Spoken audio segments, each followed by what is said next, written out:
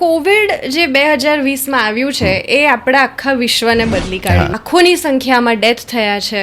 એટલે એ જે પણ બધું ચેન્જીસ આવ્યા છે, અનએમ્પ્લોયમેન્ટ બહુ જ બધું, બેરોજગારી વધી ગઈ છે, એટલે એના લીધે એક ડર પેસી ગયો છે, એક ઇનસિક્યોરિટી, એક એન્ઝાયટી પર એક્ટિવિટીનો ઇસ્યુ હોય કે એ બાળક સ્થિર ના બેસી શકે, કોન્સ્ટન્ટલી એ ફરતું હોય, કૂદતું હોય, ક્લાસથી કમ્પ્લેન આવે, પેરેન્ટ્સ થોડા કંટાળેલા હોય કે હું શું કરું.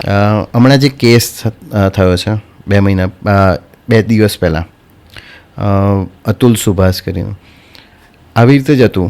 કેસ તો ચાલે છે બીજા ટ્રેક પર, પણ એકચ્યુઅલમાં જે માણસ સુસાઇડ કર્યું છે તો એની મેન્ટલ સિચ્યુએશન કેમ આવી થઈ જાય લોકોની કે આટલા હદ સુધી પહોંચી જાય છે? ઘણા કેસીસમાં સુસાઇડની પાછળ છે ને લોકો એવું વિચારતા હોય છે કે હવે કોઈ રસ્તો જ નથી, there is no way out. કેટલા વખતથી મને કોઈને પૂછવું હતું આ વસ્તુ કે બધા મૂવીમાં બતાવે છે ડ્યુઅલ પર્સનાલિટી, કે ભૂલભુલૈયામાં એક માણસ એકદમ જ કંઈ બીજી જ પર્સનાલિટીમાં જતું રહે અને એની અંદર કંઈ અલગ પ્રકારની તાકાત આવી જાય છે. તો એ પોસિબલ છે?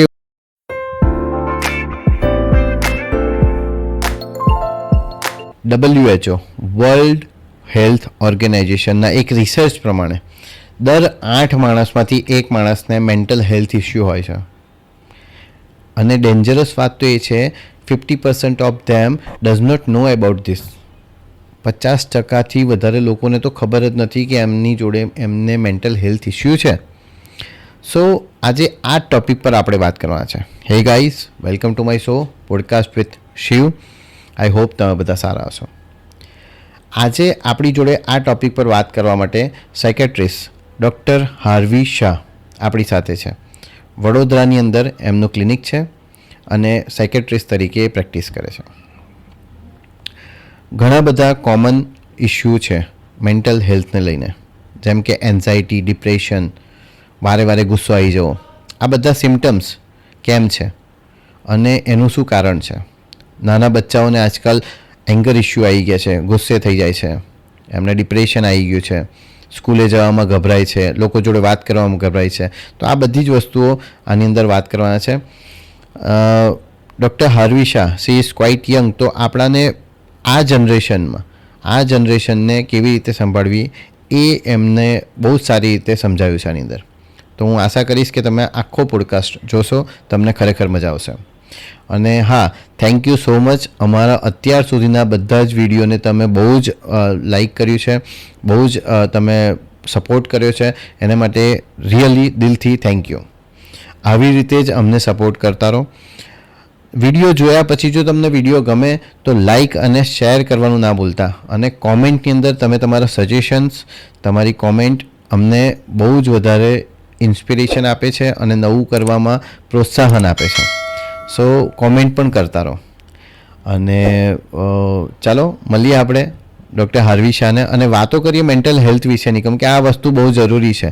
કેટલી વખતે આને લીધે, આ ડિપ્રેશનને લીધે તમે ખોટા ડિસિઝન લઈ શકો છો. સો ખરેખર જોવું જોઈએ, કેમ કે કેટલી વખતે આપણી સાથે બેસનાર માણસને પણ મેન્ટલ હેલ્થ ઇસ્યુ હોતા હોય છે, પણ આપણાને ખબર જ નથી હોતી, કેમ કે આપણાને એના સિમ્ટમ્સ જ નથી ખબર. તો તમારે ખરેખર આ એપિસોડ જોવો જોઈએ. તો ચાલો મળીએ એમની જોડે અને વાત કરીએ.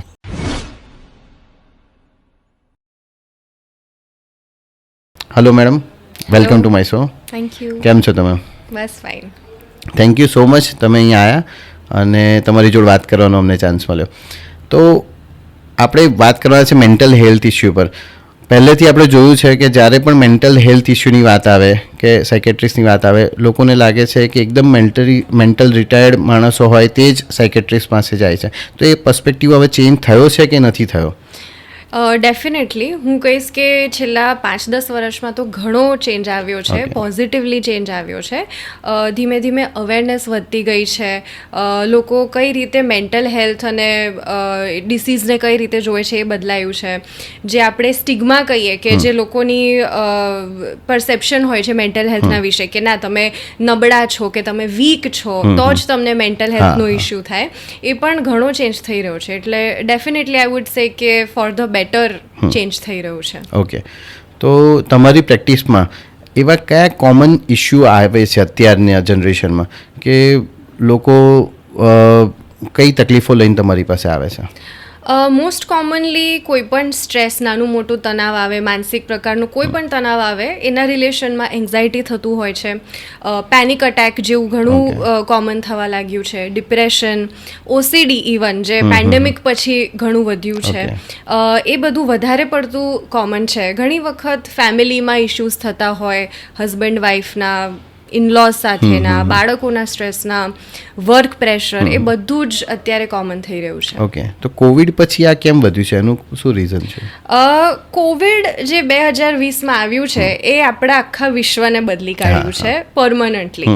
એટલે એ જે સિચ્યુએશન હતી, લોકડાઉનની સિચ્યુએશન હતી, જે આઇસોલેશન હતું, જે એક બીક પેસી ગઈ હતી મનમાં એક પ્રકારની કે ના તમને કંઈ પણ થઈ જશે, લાખોની સંખ્યામાં ડેથ થયા છે, એટલે એ જે પણ બધું ચેન્જીસ આવ્યા છે, અનએમ્પ્લોયમેન્ટ બહુ જ બધું, બેરોજગારી વધી ગઈ છે, એટલે એના લીધે એક ડર પેસી ગયો છે, એક ઇનસિક્યોરિટી, એક એન્ઝાયટી. ઇવન મેં ઘણા કેસીસ જોયા છે કે જે કોન્સ્ટન્ટ હેન્ડ વોશિંગનું ને જે બધું હતું કે ના જર્મ્સ લાગી જશે, ઇન્ફેક્શન થઈ જશે, એ પણ વધારે વર્સન થયું છે એના લીધે. એટલે એના લીધે ઘણો ફરક પડ્યો છે. મેન્ટલ હેલ્થ ડિસીઝીસ તો એન્ઝાયટી અને ડિપ્રેશન 4-5% 30% થઈ ગયા છે. ઓકે, તો એટલું બધું એ પેન્ડેમિકે આપણાની ઉપર ઇફેક્ટ નાખી છે. ઓકે, જોયું છે કે બચ્ચાઓ હોય છે કે લોકો જોડે સોશિયલી એટેચમેન્ટ પણ ઓછા થઈ ગયા છે, તો એ પણ ઇફેક્ટ કરે છે આપણે ડિપ્રેશન માટે? ડેફિનેટલી. સોશિયલ આઇસોલેશનના લીધે જે તમને સોશિયલ સપોર્ટ મળે તમારા ફેમિલીથી કે તમારા મિત્રોથી, એ જેમ જેમ ઓછું થતું જાય, જ્યારે તમે હવે મોબાઈલ ફોન એક બહુ જ મોટું વિલન બની ગયું છે, સોશિયલ મીડિયા એક પ્રકારનું એવું થઈ ગયું છે ડિસ્ટ્રેક્શન, એટલે જ્યારે એ સબસ્ટિટ્યૂટ આવી જાય, જ્યારે રીલની દુનિયા રિયલ કરતાં વધારે મહત્ત્વની થઈ જાય, ત્યારે ડેફિનેટલી એ અસર કરતું હોય છે. ઘણા લોકોને જોયા છે, અને હમણાં મારા રિસેન્ટલી બધા બહુ ફ્રેન્ડ્સના કિડ્સ, નાના બચ્ચાઓને પણ આ ઇફેક્ટ બહુ વધારે આવે છે. કેટલી વખત એ લોકો સ્કૂલે જવાની ના પાડે છે, તો એ કયા ઇશ્યુને લીધે થતું હોય? એ આજકાલ બહુ જ બધા ચેન્જિંગ ટ્રેન્ડ્સના લીધે.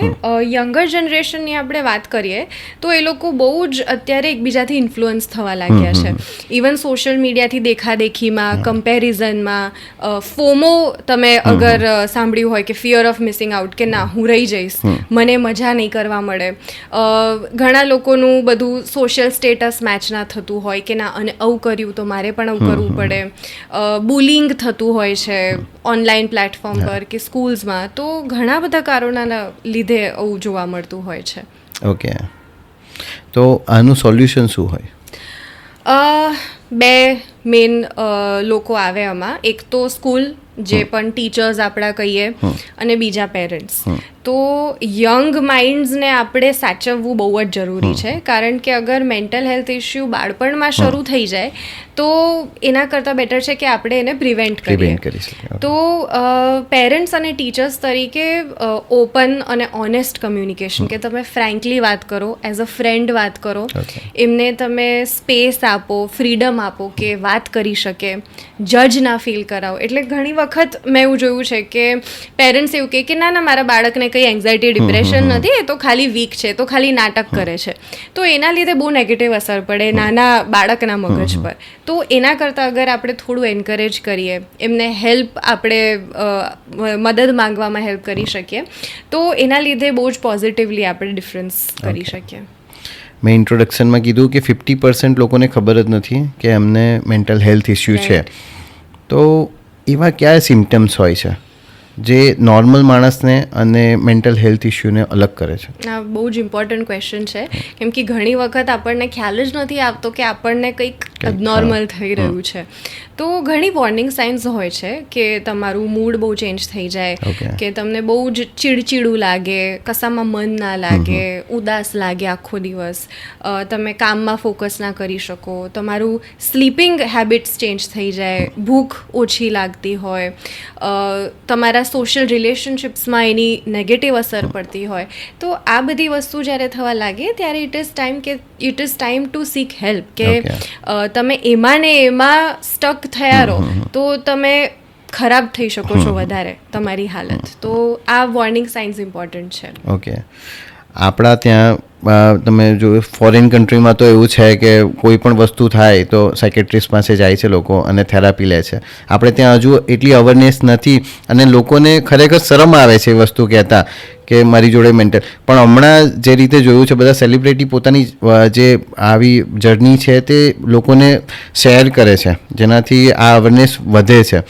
તો એનાથી વધી છે અવેરનેસ, તમને શું લાગે છે? ડેફિનેટલી જે ઇન્ફોર્મેશન આના કારણે સ્પ્રેડ થઈ રહી છે એ બહુ જ પોઝિટિવ છે કે નોર્મલાઇઝ થઈ રહ્યું છે Okay. કે ઇટ ઇઝ ઓકે કે તમે થેરપી કરો છો, કાઉન્સેલિંગ કરો છો, ઇટ ઇઝ પરફેક્ટલી ઓકે કે વાત કરીને અગર તમને થોડી ક્લેરિટી મળતી હોય તો એમાં શું શું ખોટું છે? એટલે આ ડેફિનેટલી બેટર માટે થઈ રહ્યું છે. જે દીપિકા પડુકોને બોલ્યું તેમના સ્ટ્રગલ્સના વિશે, વિકી કૌશલે વાત કરેલી છે, ફરહાન અખ્તર અને એમના વાઈફે વાત કરેલી છે આ વિશે. તો આના લીધે આપણા પોપ્યુલેશનમાં એક એક્સેપ્ટન્સ આવે છે કે બધાને જ થઈ શકે છે. એવું નથી કે ખાલી એક ટાઈપ ઓફ પર્સનને જ મેન્ટલ ઇલનેસ થઈ શકે. અને બીજી વસ્તુ કે જે આ પરસેપ્શન છે ને કે તમે વીક છો અગર તમે હેલ્પ લઈ રહ્યા છો મેન્ટલ હેલ્થ માટે, તો એ માઇન્ડસેટ પણ બહુ જ સારી રીતે ચેન્જ થઈ રહ્યો છે કે it is not about weak કે સ્ટ્રોંગ. ઓકે. હમણાં એક પોડકાસ્ટ જોયેલો, તેની અંદર હની સિંઘે કીધેલું કે એટલું મેન્ટલ ડિપ્રેશન થઈ ગયું હતું એને કે એ વોશરૂમમાં હોય તો એને એવું લાગે કે કોઈ મારી પર એટેક કરે છે એમ કે. Right. તો એ શું હોય? એમને જે ક્લિનિકલી ડાયગ્નોસિસ છે એમને બીએમડી, બાયપોલર મૂડ ડિસઓર્ડરનું થઈ ચૂક્યો છે. તો બાયપોલર મૂડ ડિસઓર્ડર યુઝ્યુઅલી કેવું કે એના બે ઓપોઝિટ આવે કે એકદમ હેપી હોય જેને આપણે મેનિયા કહીએ અને એકદમ સેડ હોય જેને આપણે ડિપ્રેશન કહીએ. એટલે એ જે વ્યક્તિ હોય એ કાં તો હાઈમાં જાય બહુ, કાં તો બહુ લોમાં જાય. તો એ દરમિયાન જે એમને ડિફિકલ્ટી પડતી હોય કે વધારે પડતું એનર્જેટિક ફીલ કરવાનું, વધારે પડતું જે આપણે કહીએ ને એક યુફોરિયા એક પ્રકારનું કે તમને ડ્રગ્સ પર હોય એ પ્રકારનો હાઈ મહેસૂસ થાય. અને બીજો જે એનું ડિપ્રેશન આવે ત્યારે તમને કંઈ જ કરવાની ઈચ્છા ના થાય. તો એ જ્યારે ન્યુટ્રલ ના રહી શકતા હોય, આ બંને વચ્ચે આમ સ્વિંગ થતા હોય, એને લીધે આવું થઈ શકતું હોય છે. ઓકે. આટલું ડેન્જર થાય એ જે રીતે એક્સપ્લેન કરતા હતા કે જે એમનો સફર રહ્યો છે આટલો અને ધીરે ધીરે સ્પિરિચ્યુઅલી બહાર આવ્યા છે કે એવું, પણ એ જે સફર રહ્યો તો બહુ ડેન્જરસ એમણે શેર કરેલું. તો આટલું બધું હોઈ શકે એમ કે? ઘણા કેસીસમાં એ વધી જતું હોય છે, એસ્પેશિયલી અગર તમે રાઈટ ટાઈમ પર હેલ્પ ના લો તો. Okay. મેડિકેશનની મદદથી, થેરપીની મદદથી, સોશિયલ સપોર્ટની મદદથી તમે આ વસ્તુથી બહાર આવી શકો છો, એને મેનેજ કરી શકો છો. Okay. પણ અગર તમે એને નજરઅંદાજ કરો છો, તમે ટાઈમ પર હેલ્પ નથી લઈ રહ્યા, તો પછી એની ઇન્ટેન્સિટી વધી શકે છે. ઓકે. બચ્ચાઓમાં એવા કયા કોમન કેસીસ આવે છે અત્યારે તમારી પાસે? અત્યારે બહુ જ કોમનલી ADHD હું જોઈ રહી છું. Okay. Attention deficit hyper activity disorder, જેમાં અટેન્શનનો પ્રોબ્લેમ થાય કે કોઈ વસ્તુ પર લાંબો ટાઈમ ફોકસ ના કરી શકે. એમાં બે પ્રકાર હોય છે કે અટેન્શનનો ઇશ્યુઝ હોય અને બીજો કે હાઇપર એક્ટિવિટીનો ઇશ્યુ હોય કે એ બાળક સ્થિર ના બેસી શકે, કોન્સ્ટન્ટલી એ ફરતું હોય, કૂદતું હોય, ક્લાસથી કમ્પ્લેન આવે, પેરેન્ટ્સ થોડા કંટાળેલા હોય કે હું શું કરું આ બાળકનું. એટલે એ બહુ જ કોમન થઈ રહ્યું છે રિસન્ટ વર્ષોમાં. બીજી વસ્તુ લર્નિંગ ડિસેબિલિટી. તમને યાદ હોય તો તારે જમીન પરમાં જે આપણે જોયું હતું કે જે ડિસ્લેક્સિયા નામની એક તકલીફ છે કે એ પણ બહુ જ અંડર ડાયગ્નોસ છે હજી પણ, કે બાળકોને એના લીધે પણ બહુ જ એકેડેમિક ડિફિકલ્ટીઝ પડતી હોય છે. તો ત્રીજી વસ્તુ મોસ્ટ ઇમ્પોર્ટન્ટલી એનોરેક્ઝિયા. એનોરેક્ઝિયા એટલે ઇટિંગ ડિસઓર્ડર છે કે એમાં ભૂખ લાગતી હોય, જમવું હોય, પણ એવું લાગતું હોય એ માણસને કે એ બહુ જાડું છે કે એમનો શરીરનો કોઈ ભાગ બરાબર નથી, જેના કારણે એ હાથે કરીને ડાયટ કરતા હોય અને બિલકુલ જ ના જમતા હોય. તો એના કારણે જે સ્ટાર્વેશન અને મેલનરિશમેન્ટ થતું હોય છે એ પણ ફિઝિકલી અને મેન્ટલી બહુ જ હાનિકારક હોય છે. ઓકે. થોડા પર્સનલ સવાલ પૂછીશ મેડમ હવે, કે સાયકોલોજી કેમ સિલેક્ટ કર્યું તમે? હું જ્યારે MBBSમાં હતી ત્યારે ઘણા બધા અમારે 19 સબ્જેક્ટ આવતા હોય છે અને બધા સબ્જેક્ટ મને પસંદ હતા, પણ જેમ જેમ હું માઇન્ડના વિશે વાંચતી ગઈ ત્યારે મને એક બહુ જ એ જે મિસ્ટ્રી હોય છે કે એટલું કોમ્પ્લેક્સ હ્યુમન માઇન્ડ હોય છે, આપણા ઇમોશન્સ, આપણું માઇન્ડનો જે પાવર હોય છે એ એટલો બધો અદ્ભુત છે અને એ કઈ રીતે ફંક્શન કરે છે એમાં મને બહુ જ રસ હતો. અને સેકન્ડલી હું મારી આજુબાજુ પણ જોતી હતી કે જે લોકો બહુ જ સ્ટ્રેસ હોય છે, જે કોઈની જોડે શેર નથી કરી શકતા હોતા, મારે એ લોકોની મદદ કરવી હતી કે I wanted to help them and heal them, જે બીજી કોઈ જગ્યાથી એમને હેલ્પ નથી મળતી. And eventually just save lives, કેમ કે બહુ જ એવી વસ્તુ છે ને કે લોકો અને ઇગ્નોર જ કરતા હોય છે અને એના કારણે જે સ્યુસાઇડના કેસીસ થતા હોય છે અને ઘણા બધું સેડ રિયાલિટીઝ જોઈ છે મેં, તો એના લીધે મને મેનલી હતું કે મારે આ ફિલ્ડમાં કામ કરવું છે. ઓકે, તો અત્યારે તમે ક્લિનિક ચલાવો છો, એવો કોઈ કેસ આવ્યો કે જેને તમે જે વિચારતું હોય એને અલગ કરી નાખ્યું હોય, જે એવું વિચારતું હોય કે ડિપ્રેશનમાં હોય કે એ સુસાઇડ તરફ જતું હોય, તમે એને ચેન્જ કર્યું હોય, કન્વર્ટ કર્યું હોય, એવો કોઈ કેસ આવ્યો છે તમારી પાસે? ઘણા બધા મારા પેશન્ટ્સ રહ્યા છે જે સ્ટાર્ટિંગમાં મારી પાસે આવ્યા ત્યારે મલ્ટિપલ ડૉક્ટર્સથી બહુ જ લાંબી પ્રિસ્ક્રિપ્શન પર હતા. પછી મારી પાસે આવ્યા અને બહુ ડિટેલ્ડ હિસ્ટ્રી લીધી, કાઉન્સેલિંગ કર્યું, એમનું બેકગ્રાઉન્ડ મેં જાણ્યું અને પછી ધીમે ધીમે ઘણા પેશન્ટ્સ મારા રિસન્ટલી એવા છે કે 5-10 દવાઓથી એક દવા પર આવી ગયા છે. 1-2 પેશન્ટની તો મેં અમારા દવા બંધ પણ કરી છે, વિચ ઇઝ અમેઝિંગ.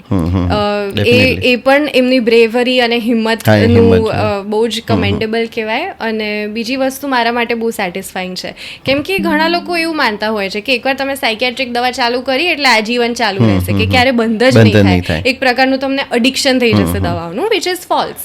કે દવા જે હોય છે એ સ્ટાર્ટ કરવાની એક રીત હોય છે, તમને ઘણું સારું થાય પછી ડૉક્ટર તમને બંધ પણ કરી આપે. એટલે એ વસ્તુ છે જે મને બહુ જ કન્સર્ન છે કે અગર હું ચાલુ કરું છું દવા તો બંધ કરવાની પણ મારી જિમ્મેદારી છે. આપણે વાત કરી સોશિયલ મીડિયા અને ટેકનોલોજી, એ તો એન્ઝાઇટી ને ડિપ્રેશન ક્રિએટ કરે જ છે, પણ બીજી કઈ વસ્તુઓ છે જે અત્યારે ડિપ્રેશન ક્રિએટ કરે છે એના સિવાય? આઈ થિંક વર્ક સ્ટ્રેસ બહુ જ ઇમ્પોર્ટન્ટ વસ્તુ થઈ રહી છે કે ઘણા લોકો 9-10 કલાકની જોબ કરતા હોય છે, Monday to Saturday over time કરતા હોય છે અને એમાં બિલકુલ જ એ લોકોને રેસ્ટ નથી મળતો હોતો. કોન્સ્ટન્ટલી ડેડલાઇન્સ હોય, બોસનું પ્રેશર હોય, કંઈ પણ હોય, તો એના લીધે એ લોકોની સ્લીપ ક્વોલિટી ખરાબ થતી હોય છે, ડાયટનું ધ્યાન નથી રખાતું હોતું, બર્નઆઉટ થતું હોય છે. બર્નઆઉટ એટલે કે એક પોઈન્ટ પછી તમે એટલું બધું મેન્ટલી ઇમોશનલી એક્ઝોસ્ટેડ ફીલ કરો. તો આ કારણોના લીધે બહુ જ એન્ઝાઇટી અને ડિપ્રેશન વધી રહ્યું છે. અને ઇનફેક્ટ અત્યારે ઘણા કોર્પોરેટ્સ એવા પ્રોગ્રામ્સ લાવી રહ્યા છે કે એ લોકોને મેન્ટલ હેલ્થ ડેઝ મળે, એ લોકોને એવા સિક લીવ મળે but four there mental health. તો એના લીધે it is a very positive thing કે આ બધા જે ઓર્ગેનાઇઝેશન્સ કરી રહ્યા છે. બીજી વસ્તુ હું કહીશ કે જે ફેમિલી પ્રેશર હોય છે, ફેમિલી સ્ટ્રક્ચર હોય છે, કે હું ઘણા મેરિડ કપલ્સને જોતી હોઉં છું, એ લોકોના બાળકો હોય છે, ઇનલોઝ હોય છે, તો બહુ બધી જગ્યાઓથી એમને બહુ જ પ્રેશર હોતું હોય છે, બહુ બધી રિસ્પોન્સિબિલિટી હોય છે કે કોઈકની અપેક્ષા, બધાની અલગ અલગ અપેક્ષા હોય, જિમ્મેદારીઓ હોય અલગ અલગ જાતની, એમાં ફાઇનાન્શિયલ બર્ડન હોય, એટલે આ બધી જ વસ્તુથી એ અલ્ટિમેટલી આખું બિલ્ડઅપ કરતું હોય છે. તો એવા લોકો માટે કોઈ એડવાઇસ? વર્ક લાઈફ બેલેન્સ સૌથી પહેલી વસ્તુ, કે કામ કરવાનું જરૂરી છે, તમારે અર્નિંગ તમારું જે બી કરવાનું એ જરૂરી છે 100%, પણ તમે એમાં ને એમાં ઘસાતા જાઓ, એક પણ ઓફ ડે ના લો તો એ પછી તમને અલ્ટિમેટલી થકાન મહેસૂસ કરાવવાનું જ છે. તો એ જે બેલેન્સ છે એ રાખવાનું. થોડીક તમારી કોઈક હોબીઝ તમે પરસ્યુ કરો, કંઈક તમને શોખ હોય ટ્રાવેલિંગનો, ફોટોગ્રાફીનો, કે કંઈ પણ તમે નાની મોટી વસ્તુ કરી શકો. ફેમિલી સાથે વધારે ટાઈમ તમે સ્પેન્ડ કરો તમારા બાળકો જોડે. અને 4 વસ્તુ છે જે હું કહીશ કે તમે લાઈફસ્ટાઈલમાં રાખો તો તમારી મેન્ટલ હેલ્થ બહુ જ સારી રહેશે. એક્સરસાઇઝ, મેડિટેશન, સ્લીપ અને ડાયટ. આ 4 વસ્તુ જે છે હું કહીશ કે મેન્ટલ હેલ્થના 4 ઇમ્પોર્ટન્ટ પિલર્સ છે, કે આ તમે અગર પ્રેક્ટિસ કરતા હોવ તો તમે ઘણા સ્ટેબલ રહી શકો છો. મેડિટેશન પણ બહુ હેલ્પ કરે છે. Definitely meditation is the best thing. હવે આપણા ઇન્ડિયન કલ્ચરમાં જૂની બધી ટેકનિક્સ છે યોગ પ્રાણાયામની, અને હવે આપણે એને મેડિટેશનનું નામ આપ્યું છે. વેસ્ટર્ન વર્લ્ડે હવે એને માઇન્ડફુલનેસ ટેકનિક્સનું નામ આપ્યું છે. પણ આપણા કલ્ચરમાં તો એ હજારો વર્ષથી છે કે જે આપણે મેડિટેશન કરીએ છીએ, ધ્યાન કરીએ છીએ, અષ્ટાંગ યોગા ને બધું જે હોય છે એ બધી ટેકનિક્સ આપણી તો બહુ જૂની છે. વેસ્ટર્ન વર્લ્ડ અત્યારે લાવી રહ્યું છે માઇન્ડફુલનેસ ને બધું નામ આપીને, પણ આ જે છે that is the most important thing તમારી મેન્ટલ હેલ્થ માટે. હમણાં જ એ જ ટોપિક પર મેં એક નેટફ્લિક્સ પર સિરીઝ જોઈ હતી, માઇન્ડફુલ મર્ડર. એક બિઝી માણસ હોય છે જે એની લાઈફની અંદર ના તો એના જોબ પર સેટિસ્ફેક્શન આપી શકે છે, ના ઘરે સેટિસ્ફેક્શન આપી શકે છે. ડિવોર્સ સુધી વાત પહોંચી ગઈ છે અને એકદમ ફ્રસ્ટ્રેટેડ છે, અને પછી એ કોઈ સેક્રેટરીસ્ટ પાસે જાય છે જે યોગા કન્સલ્ટન્ટ પણ હોય છે અને મેડિટેશન કરાવતા હોય છે. અને એના જે એ સેશન લે છે અને એના પછી એની અંદર જે ચેન્જીસ આવે છે, એના પછી બતાવ્યું છે આખું મર્ડર પર બતાવ્યું છે કે એના પછી એક આખું મર્ડર કરી નાખે તોય એટલો શાંત હોય છે કે એને બીજી કોઈ જરૂર નથી હોતી, એની અંદર એકદમ એ નથી થતું કે ગભરાતું નથી, એવું બધું બતાવ્યું છે. પણ ડેફિનેટલી એ બધામાંથી બહાર આવી જાય છે. તો સાયકોલોજિસ્ટ પાસે આવી કન્ડિશનમાં તો જવું જ જોઈએ, એમ કે એ સિરીઝ પરથી મને ખ્યાલ આવે છે. ડેફિનેટલી. એટલે એ જે તમારું એક જે મેન્ટલ સ્ટેબિલિટી આવી જાય ને, એનાથી એ તમને કોઈ પણ હવે લાઈફમાં ઉતાર ચઢાવ આવવાના જ છે. તમે મનુષ્ય જીવનમાં કોઈ સ્ટ્રેસ એક્સપેક્ટ ના કરો એ થવાનું જ નથી, પણ આપણે એ સ્ટ્રેસને રેગ્યુલેટ કરવાનું શીખવાનું છે, જેના માટે આપણને આ માઇન્ડફુલનેસ કે મેડિટેશન આ બધી વસ્તુ હેલ્પ કરી શકે છે.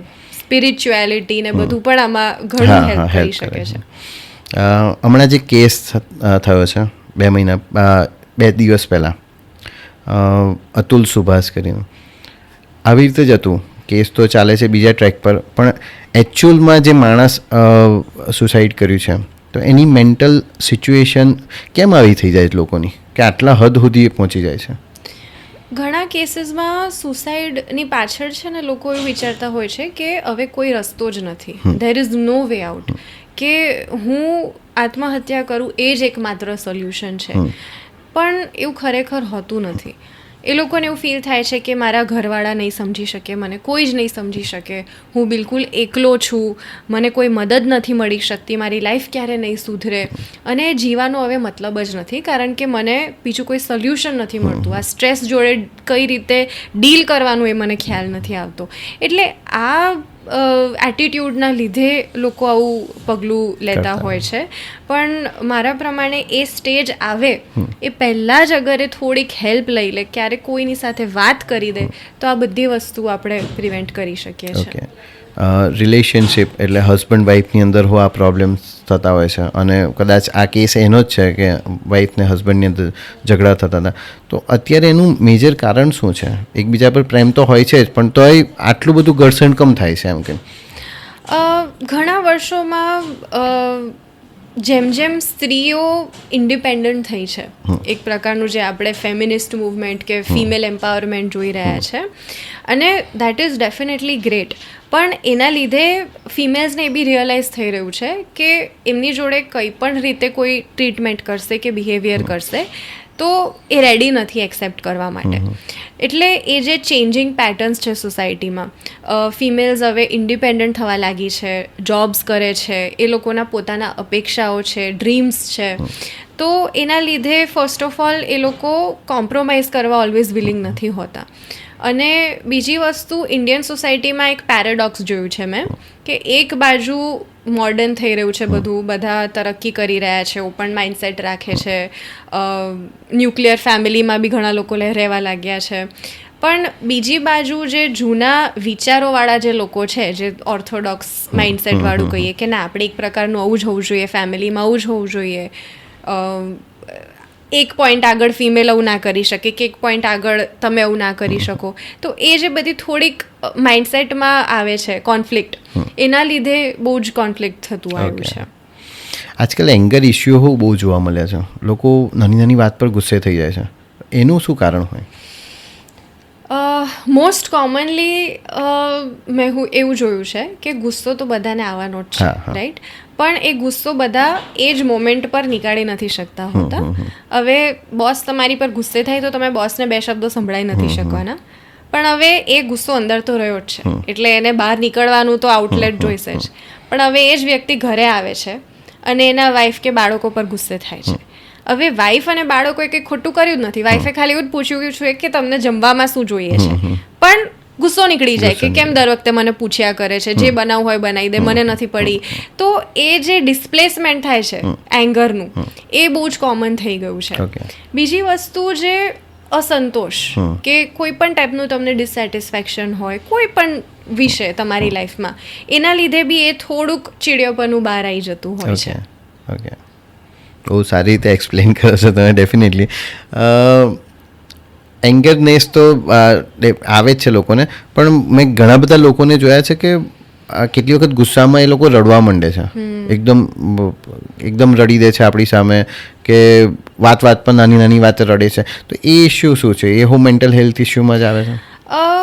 એ છે ને, મોસ્ટલી આપણે કહી શકીએ કે જે તમને નેગેટિવ ઇમોશન ફીલ થઈ રહ્યું છે એ તમે પ્રોસેસ એ રીતે કરો છો કે કોઈ પણ પ્રકારનું તમને ઇમોશન જ્યારે વધારે ઇન્ટેન્સિટીમાં ફીલ થાય તો એને અગેન બહાર આવવું પડે. તો ઘણા લોકો ચિલ્લાવે, ઘણા લોકો કંઈક તોડફોડ કરે, ઘણા લોકો વસ્તુઓ ફેંકે અને ઘણા લોકો રડે. તો ઇટ ઇઝ જસ્ટ કે એ એક રીતે બહાર આવી રહ્યું છે કે રડવાના કારણો બહુ બધા હોઈ શકે. ખુશીના બી આંસુ હોય, દુઃખના બી હોય, ગુસ્સાના બી હોય, ફ્રસ્ટ્રેશનના બી હોય. એટલે it is just a response, તમારો એક ઇમોશનલ રિસ્પોન્સ છે. કેટલા વખતથી મને કોઈને પૂછ્યું હતું આ વસ્તુ કે બધા મૂવીમાં બતાવે છે ડ્યુઅલ પર્સનાલિટી, કે ભૂલભુલૈયામાં એક માણસ એકદમ જ કંઈ બીજી જ પર્સનાલિટીમાં જતું રહે અને એની અંદર કંઈ અલગ પ્રકારની તાકાત આવી જાય છે. તો એ પોસિબલ છે એવું?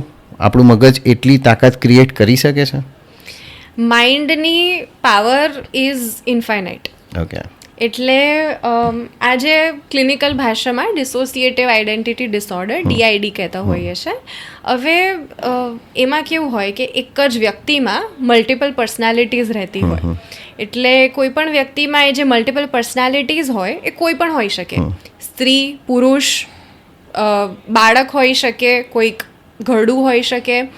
એવું ઘણી વખત સાંભળવામાં આવ્યું છે, એવા બધા આર્ટિકલ્સ આવ્યા છે કે ધારો કે હું અહીંયા ગુજરાતમાં મોટી થઈ છું અને હું ક્યારે સ્પેનિશ મને બોલતા આવડતું નથી, પણ કંઈક એક એવી પર્સનાલિટી આવે જેને સ્પેનિશ આવડતું હોય, ઇવન તો હું ક્યારે સ્પેનિશ મેં શીખ્યું જ નથી.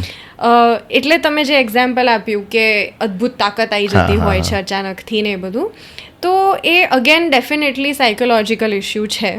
અને જેમ આપણે ભૂલભુલૈયામાં જોયું હતું કે ચાઇલ્ડહુડ કંઈક ટ્રોમા હોય જેના લીધે એક પર્સનાલિટી ડેવલપ થાય માણસના મનની અંદર, અને એના લીધે આવા એપિસોડ્સ આવતા હોય. એટલે અઘરું છે ડાયગ્નોઝ કરવાનું, બહુ કોમન પણ નથી, પણ ડેફિનેટલી હ્યુમન માઇન્ડની જે મિસ્ટ્રી છે એ બહુ જ ફેસિનેટિંગ છે કે તમને કલ્પના પણ ના કરી શકો કે કયું થઈ શકે.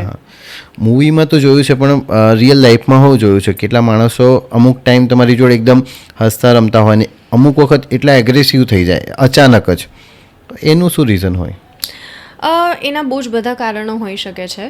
ઘણી વખત નોર્મલ મૂડ સ્વિંગ્સ થાય, ફિમેલને વધારે થતા હોય છે. હા, ડેફિનેટલી એ જોવા મળતું હોય છે, કારણ કે ફિમેલ હોર્મોન્સના લીધે ઘણી વખત એવું જોવા મળતું હોય છે. પણ એનો મતલબ નથી કે એમને કોઈક મેન્ટલ હેલ્થ ઇશ્યુ છે બહુ મોટો. એટલે એ જે મૂડ સ્વિંગ્સ હોવાનું, તમારા ઇમોશન્સને તમે રેગ્યુલેટ ના કરી શકતા હોય એના લીધે થતું હોય. ઘણી વખત સાયકોસિસ કે સ્કિઝોફ્રેનિયામાં એવું થતું હોય કે અચાનકથી અગ્રેશન આવી જાય. જે મેં આગળ બાયપોલર મૂડ ડિસઓર્ડરની વાત કરી એમાં પણ એવું થતું હોય. એટલે ઘણા બધા કારણોના લીધે ઇમોશનલ અપ એન્ડ ડાઉન થતું હોય. તમારી પાસે કાઉન્સિલિંગ માટે એક કપલ આવે અને એ લોકોને ઝઘડા થતા હોય, તો મોસ્ટ કોમનલી એવી કઈ વસ્તુ તમે કહો છો એમને કે જે એમને તરત જ ખબર પડે? લિસનિંગ. કે રોલ પ્લે જેવું, કે તમે એકબીજાના માઇન્ડમાં જવાની કોશિશ કરો અને એકબીજાનું પક્ષ લેવાનો ટ્રાય કરો.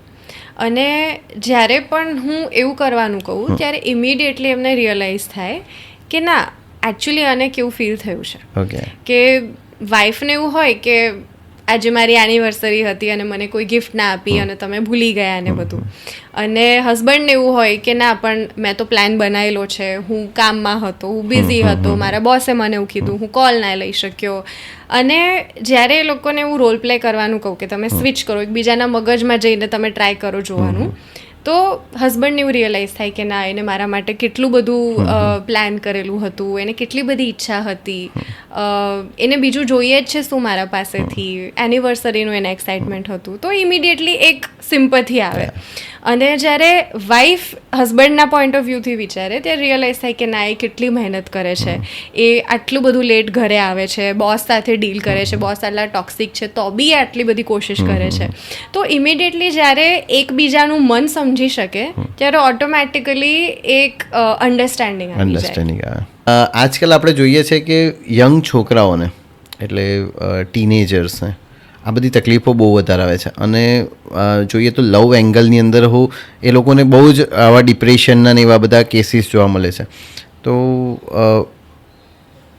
એનું કોઈ એક એવો કોઈ કેસ કહો જેનાથી લોકોને એ વસ્તુ માટે અવેરનેસ આવે અને એ વસ્તુ ના કરે લોકો.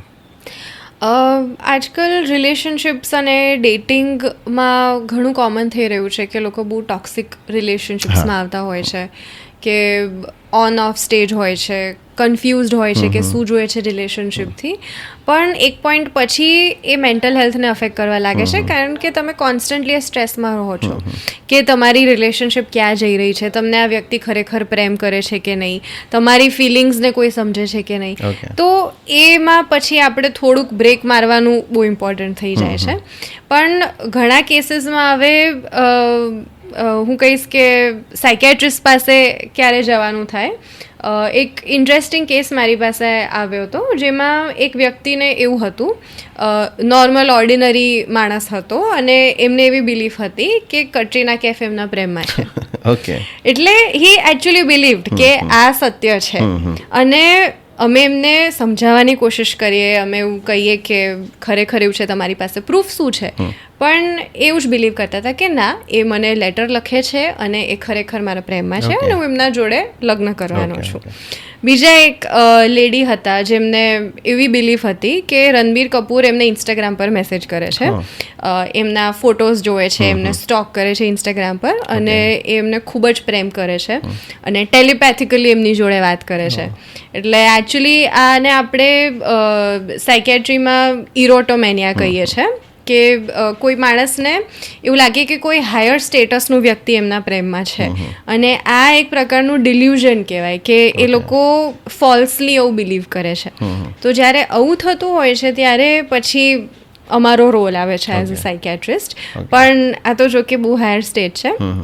ટોક્સિક રિલેશનશિપ્સનું જે આપણે વાત કરતા હતા એમાં ડેફિનેટલી ઇટ ઇઝ ઇમ્પોર્ટન્ટ કે તમને પોઝ ક્યારે કરવાનું, એ રિલેશનશિપને એન્ડ ક્યારે કરવાનું એ જાણવાનું ઇમ્પોર્ટન્ટ છે. એ જ જરૂરી છે એમ કે અમુક વખત મને એવું લાગે છે કે કેટલી વખતે તમારે પોતાની જાતને પહેલાં ઓળખવી પડે અને પછી તમે તમારા પાર્ટનરને સિલેક્ટ કરી શકો કે કોઈની જોડે તમે વાત કરી શકો. તો એ એજ કેટલી હોવી જોઈએ તમારા હિસાબે રિલેશનશિપમાં આવવા માટે, પોતાની જાતને ઓળખવા માટે?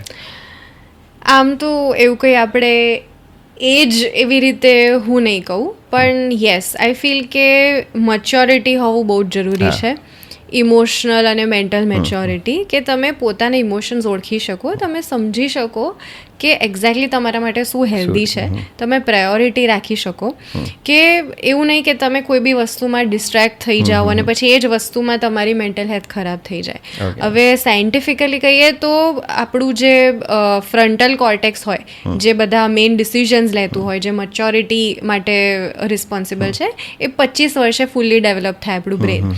એટલે હું તો કહીશ કે મેચ્યોરિટી આવતા આવતા તો ઘણી વાર થઈ જતી હોય છે આપણને. એટલે એટલીસ્ટ અગર આપણે સેલ્ફ અવેરનેસ રાખીએ અને ડેફિનેટલી જે આપણા લવડ વન્સ હોય, આપણા કરતાં મોટા, જે આપણા પેરેન્ટ્સ કે કોઈ બી જે આપણને એડવાઇસ આપતા હોય, એને આપણે કમ્પ્લીટલી ઇગ્નોર ના કરવું જોઈએ. એક સરસ વાત યાદ આવે છે અને એક મેં સાંભળેલું, લોકોને પાછલો જન્મ યાદ હોય છે. તમે જોયું હોય તો ગુજરાતની અંદર જ એક છોકરી હતી જેને પાછલો જન્મ યાદ હતો. એવું પોસિબલ છે? એ શું હોય એમ કે સ્પિરિચ્યુઅલ અને સાયકોલોજી પ્રમાણે આ વસ્તુ શું હોય? એક બહુ જ ઇન્ટરેસ્ટિંગ બુક મેં વાંચેલી, many lives many masters okay. By doctor Brian Weiss. એ અમેરિકન સાયકાઇટ્રિસ્ટ અને હિપ્નોથેરાપિસ્ટ હતા. ઓકે. તો એમનું એક પેશન્ટ હતા, એક ફિમેલ પેશન્ટ હતા, જેમના જોડે એમને બહુ જ બધા હિપ્નોથેરાપીના સેશન્સ કર્યા હતા. અને એ લેડી જ્યારે ઇનિશિયલી આવ્યા હતા એમના પાસે, ત્યારે એમને બહુ જ બધી એન્ઝાયટી હતી, બહુ જ બધા રિલેશનશિપ ઇશ્યુઝ હતા, કોઈ સરખી જોબ નથી કરી શકતા અને બહુ જ ટ્રબલ્ડ હતા, બહુ સ્ટ્રેસમાં હતા. થ્રુ ધ સેશન્સ જે ડૉક્ટરે એમના સાથે લીધા, એમને ઘણું બધું પાસ્ટ લાઈફનું યાદ આવ્યું અને એમાં બહુ જ બધા અલગ અલગ સ્ટ્રેસ હતા. હસબન્ડ તરફથી સ્ટ્રેસ હતું, ટ્રોમેટિક રીતે એમનું ડેથ થયું હોય, કે તમે અગર ઓમ શાંતિ ઓમ અગર જોયું હોય શાહરૂખ ખાનનું મૂવી, તો એમાં જ્યારે એનો પુનર્જન્મ થાય છે ત્યારે એને આગથી બહુ જ ડર લાગતો હોય છે, કારણ કે એના પ્રીવિયસ લાઈફમાં એનું આગથી ડેથ થયું હોય છે. તો આ જે ટ્રોમેટિક ઇવેન્ટ્સ હોય, ઘણી વખત એવી માનતા છે કે તમારા પાસ્ટ લાઈફનું જે બધું ટ્રોમા હોય એ તમારા કરંટ લાઈફમાં ટ્રાન્સફર થતું હોય છે. પણ coming back to the book, એ જ્યારે સેશન્સમાં એમને વર્ક કર્યું એમના પર, તો એ જ્યારે હેલ્ધીલી પ્રોસેસ થયું અને સેશન્સમાંથી એ બહાર જ્યારે આવ્યા, ત્યારે બધું જ એમનું ટ્રોમા જતું રહ્યું હતું, એન્ઝાયટી જતી રહી હતી, કારણ કે હેલ્ધી રીતે પ્રોસેસ થયું હતું. હવે there is no scientific way to prove કે ખરેખર એક્ઝિસ્ટ કરે છે કે નહીં, પણ yes, there is a theory about reincarnation, પુનર્જન્મ, કર્મ, જે બધી વસ્તુ હોય છે આપણા શાસ્ત્રોમાં બી છે, કે definitely past life regression even ઘણા લોકો કરતા હોય છે. તો ઇફ ઇટ વર્ક્સ તમારા માટે, તો તમારી મેન્ટલ હેલ્થને કદાચ હેલ્પ પણ કરી શકે છે. ઓકે. કેમ કે કેટલી વખત જોયું છે આપણે કે નાના નાના છોકરા ગીતાનું જ્ઞાન રાખતા હોય છે અને એ તાકાત અલગ જ હોય છે એમને, અને કોઈ નોર્મલ બચ્ચું એવી રીતે નથી કરી શકતું, પણ આ લોકો આવી રીતે કરી શકતા હોય, તો કંઈ તો સ્પિરિચ્યુઅલ એંગલ હશે. તમે માનો છો કર્મને? હું પર્સનલી માનું છું. ઓકે. પણ it has nothing to do with me as a doctor કે બીજું કંઈ, પણ એ મારી પર્સનલ બિલીફ છે એ થિયરીમાં, રીઇન્કાર્નેશન, પુનર્જન્મ, કર્મ, કે બેલેન્સ હોવું જોઈએ, કે જે કાર્મિક તમારું જે પણ પાપ પુણ્યનું હોય એ મારા પ્રમાણે હું પર્સનલી માનું. આજકાલ ટેકનોલોજી એટલી વધી ગઈ છે, એઆઈનો જમાનો આવી ગયો છે, તો એઆઈ આપણા મગજને કેટલું ઇન્ફ્લુઅન્સ કરે છે? એઆઈ પર હવે તો આપણો બહુ જ ડિપેન્ડન્સ વધી ગયો છે, એટલે ઘણી વસ્તુઓ આપણને ખબર પણ ના હોય અને આપણને ઇન્ફ્લુઅન્સ કરવામાં આવતું હોય. એટલે રિસન્ટલી હમણાં એક મૂવી પણ આવ્યું હતું કંટ્રોલ કરીને, અનન્યા પાંડેનું, તો એમાં પણ એ જ બતાવ્યું છે કે ઇવેન્ચ્યુઅલી આપણે એટલું બધું પર્સનલ ડેટા ફીડ કરતા હોય એઆઈને, ચેટ જીપીટીને, અને એ ડેટા પછી એ લોકો યુઝ કરે આપણી સાયકોલોજીને ઇન્ફ્લુઅન્સ કરવા માટે. કે ઘણી વખત આપણને આઈડિયા પણ ના હોય અને આપણને થાય કે ના, મને આ વસ્તુ જોઈએ છે, આપણને થાય કે ના, મેં આ વસ્તુ મને ગમી છે એટલે મેં ખરીદી છે, પણ એ આઈડિયા ના હોય કે 5 દિવસથી આપણે ઇન્સ્ટાગ્રામના ફીડમાં આપણે સ્ક્રોલ કરતા વખતે જોઈ રહ્યા છે, કે આપણા માઇન્ડમાં એ બોમ્બાર્ડિંગ થઈ રહ્યું છે કે ના, તમને જોઈએ છે. એટલે એ રીતે બહુ જ ક્લેવર રીતે ઇન્ફ્લુઅન્સ કરવામાં આવ્યું છે અને સાયકોલોજીકલ એનો ઘણો સ્ટ્રોંગ ઇમ્પેક્ટ થઈ રહ્યો છે. એક માણસે કીધેલું કે તમારે જોવું હોય તો આખા દિવસમાં તમને કેટલી કોમર્શિયલ એડ આવે છે, તો તમે કાઉન્ટ કરો તો એ હજારોની સંખ્યામાં થશે, અને એ તમારા મગજને ડેફિનેટલી ટોર્ચર કરતું હોય છે. એમ કે કેટલા બધા લોકો હવે દેખાદેખીમાં બહુ એ કરતા હોય છે કે આણે કર્યું એટલે મારે કરવાનું. એવા કેસ આવે છે તમારે ત્યાં ડિપ્રેશનના, કે જે માણસ પોતાની જાતને અનસક્સેસફુલ ફીલ કરતું હોય? એમ કે બહુ જ કોમન છે આ વસ્તુ. ઓકે. ઘણા લોકો બીજા બધા શું કરે છે એ જ સ્ટેન્ડર્ડ રાખે છે કે મારે પણ આટલું સક્સેસફુલ થવું પડશે. તો એ જે પરફેક્શનિઝમ હોય કે વધારે પડતું એમ્બિશન હોય, એના કારણે એ લોકો બહુ જ ડિસેટિસ્ફાઈડ ફીલ કરે કે ભલે એમની જોબ છે, ભલે બીજી બધી રીતે સારું છે, પણ ના, આની પાસે આ ગાડી છે, મારી પાસે નથી, એટલો મતલબ કે હું અનસક્સેસફુલ. આની પાસે આટલા રૂપિયાની સેલેરી છે, મારી પાસે નથી, એટલો હું અનસક્સેસફુલ. તો એના કારણે એક ઇમ્પોસ્ટર સિન્ડ્રોમ કહીએ આપણે. તો એનો અર્થ શું કે માણસ એવું બિલીવ કરે કે they are always not good enough, okay કે હું ક્યારે ઇનફ છું જ નહીં, હું સારો નથી, હું કાબિલ નથી, અને હું ક્યારે થઈ જ નહીં શકું સારું. Okay. તો આના લીધે ઘણું એન્ઝાયટી અને ડિપ્રેશન થતું હોય Okay. છે. તો આવા પેશન્ટને જો ફેમિલી તરફથી સપોર્ટ મળે તો એ ઉપર આવી શકે ખરો? ડેફિનેટલી, અગર ફેમિલી તરફથી એમને સમજાવવામાં આવે કે આટલી એક્સપેક્ટેશન નથી કોઈને, યુ શુડ ટ્રાય કે પોતાના સાથે થોડુંક જેન્ટલ થાવ, થોડુંક કાઇન્ડ થાવ, Okay. અને આટલું બધું લોડ આપવાની જરૂરત જ નથી, કારણ કે તમે કોણે દેખાડવા માંગો છો. તો ડેફિનેટલી ફેમિલી તરફથી અગર સપોર્ટ મળે તો it can help. Okay. Actually કેટલી વખત એવું જ હોય છે કે લોકોને ખબર જ નથી હોતી કે ડિપ્રેશનમાં છે, અને લોકો ટોર્ચર કરતા હોય છે એને, અને એને લીધે વધારે ડિપ્રેશનમાં જાય. મારો એક ફ્રેન્ડ હતો, અને અમારી ઘણી બધી વાતો થાય. તે વખત મને એની પરથી ખબર પડીને મેં એમને સાયકેટ્રિસ્ટ પાસે મોકલેલા કે મેં કહું તમારે હેલ્પ લેવી જોઈએ, અને મેં કહ્યું સ્પેશિયલી તમારે તમારા ફેમિલી મેમ્બરને પણ લઈ જવા જોઈએ, તો એ અન્ડરસ્ટેન્ડ કરી શકે કે તમારી જોડે શું એક્ઝેક્ટલી સિચ્યુએશન થાય છે એમ. કે તો ફેમિલી પણ બહુ મેટર કરે છે, ફેમિલીવાળાએ પણ આ વસ્તુ, આજકાલ બધાને જ આ વસ્તુ થતી હોય તો એકબીજાને બધાએ સમજવા જ જોઈએ એમ. કે ડેફિનેટલી સેલ્ફ કેર કેટલી ઇમ્પોર્ટન્ટ છે તમારા મોસ્ટ ઇમ્પોર્ટન્ટ મારા પ્રમાણે તો, કારણ કે એમાં જ્યારે તમે પોતાને થોડું પ્રાયોરિટાઇઝ કરો, તમે રિયલાઇઝ કરો કે તમારા માટે થોડુંક બ્રેક લેવાનું, પોતાના ઇન્ટરેસ્ટને સાચવવાનું પણ ઇમ્પોર્ટન્ટ છે. એ બહુ જ ઇમ્પોર્ટન્ટ છે, સ્પેશિયલી આપણા સમાજના સ્ત્રીઓ, કે as a mother, as a wife, as a daughter એટલી બધી રિસ્પોન્સિબિલિટી હોય છે, અને એવું લાગતું હોય છે કે હું પોતાના માટે કંઈ કરીશ તો એનો મતલબ કે હું સેલ્ફિશ છું. This is not selfish. Okay. તમારા પોતાના ઇન્ટરેસ્ટ ક્યારેક સાચવવું એ સારી વસ્તુ છે. તમે હેલ્ધી હશો મેન્ટલી, ફિઝિકલી, તો તમે તમારા લવ્ડ વન્સને સાચવી શકશો. ઓકે. ઘણા બધા લોકોને આપણે જોયું છે કે એ લોકોને ફોબિયા હોય છે, કાં તો બંધ જગ્યા પર કે ખુલ્લી જગ્યા પર એ લોકોને બીક લાગતી હોય છે કે રહી નથી શકતા. તો એનું શું કારણ હોય છે? ફોબિયાઝ એટલે એક પ્રકારનું એન્ઝાયટી ડિસઓર્ડરમાં જ આવે, કે ઘણી વખત કોઈ સ્પેસિફિક ફોબિયા હોય, કે કોકરોચનો ડર લાગે, અથવા ગિલોડીનો ડર લાગે, કૂતરાઓનો ડર લાગે. આજે તમે કીધું એને આપણે ક્લોસ્ટ્રોફોબિયા કહીએ છીએ, કે બંધ, કે લિફ્ટમાં કેવી બંધ જગ્યાઓએ એમને ગભરામણ જેવું થાય. અગોરાફોબિયા કોમન હોય છે, કે કોઈ બી ખુલ્લી જગ્યા હોય કે ક્રાઉડેડ જગ્યા હોય, લોકોવાળી, ભીડવાળી, ત્યાં એમને એન્ઝાયટી જેવું ફીલ થતું હોય છે. તો આ એક પ્રકારનો એન્ઝાયટી ડિસઓર્ડર જ છે, જે એક ડર પેસી ગયો હોય, કે બીક પેસી ગઈ હોય મનમાં.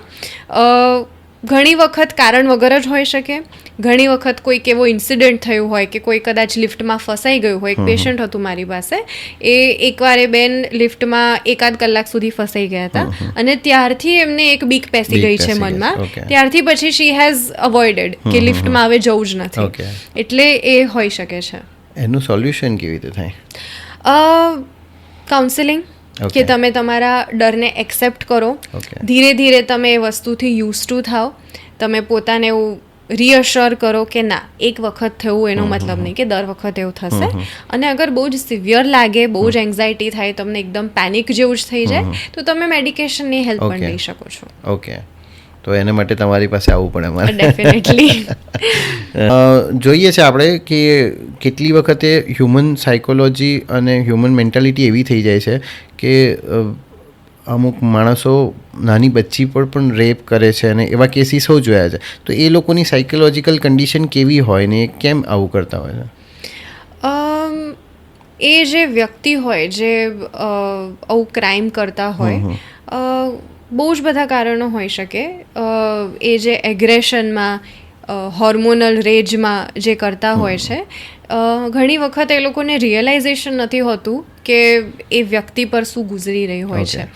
એટલે ક્યારેક ક્યારેક એ લોકો સાયકોપેથ્સ પણ હોય છે, સોશિયોપેથ્સ પણ હોય છે, વિચ મીન્સ કે એ લોકોને એમ્પથી નથી હોતી. એમ્પથી એટલે હ્યુમન ઇમોશન કે જે તમને બીજા વ્યક્તિને કેવું ફીલ થઈ રહ્યું હોય છે, હ્યુમન ટુ હ્યુમન, એ કનેક્શન જે હોય છે તમને અન્ડરસ્ટેન્ડ કરવામાં ફીલ કરે. એમ્પેથી નથી હોતી. એ લોકો બિલકુલ રિગ્રેટ ના ફીલ કરે, એમને કોઈ જ અફસોસ ના થાય, કોઈ ગિલ્ટ ના હોય. અને એ લોકો યુઝ્યુઅલી બહુ જ ઇન્ટેલિજન્ટ હોય, સિરિયલ કિલર્સની વાત કરીએ તો એ જે આખું માઇન્ડસેટ હોય છે એનો કોઈ ઉપાય નથી, એની કોઈ દવા નથી. પણ ઇટ ઇઝ વેરી ઇમ્પોર્ટન્ટ કે આ વ્યક્તિને સમાજમાં આપણે આઈડેન્ટિફાય કરીએ, કારણ કે બહારથી એકદમ નોર્મલ વ્યક્તિ લાગે પણ અંદરથી એમના ઇમોશન્સ ના હોય, બહુ જ કોલ્ડ હોય. એટલે જે પણ આવા ક્રાઇમ્સ કરતા હોય છે, રેપના કે મર્ડરના કે સિરિયલ કિલર્સ, એ લોકોથી આપણે સતર્ક રહેવાનું અને આઈડેન્ટિફાય કરવાનું બહુ જ ઇમ્પોર્ટન્ટ થઈ જાય છે. ઓકે, તમારી પાસે આવા કોઈ કેસ આવ્યા છે? અનફોર્ચ્યુનેટલી યસ, ઘણા કેસીસ મેં જોયા છે.